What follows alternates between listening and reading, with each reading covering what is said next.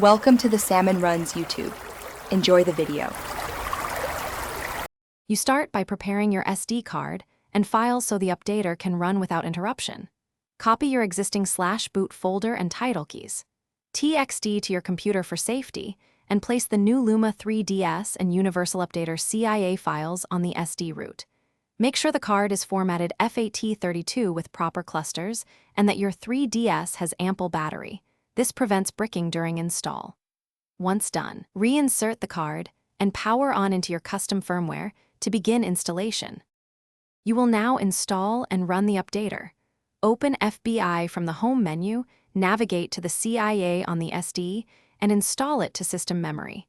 This allows the updater to access system files. Once installed, launch Universal Updater and let it scan for available Luma3DS builds. This step shows you which version you have and which is recommended. Make careful choices when selecting a build. Use the latest stable unless you need a specific nightly, because this affects compatibility and features. You complete the update by following the updater prompts to write the Luma payload and replace files in /boot. The tool will copy the necessary payload. Bin and boot. Firm automatically.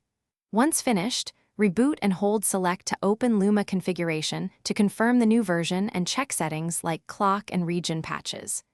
If something goes wrong, immediately power off, restore your backed up /boot folder from the PC, and retry or boot a known working payload from recovery to avoid persistent boot issues.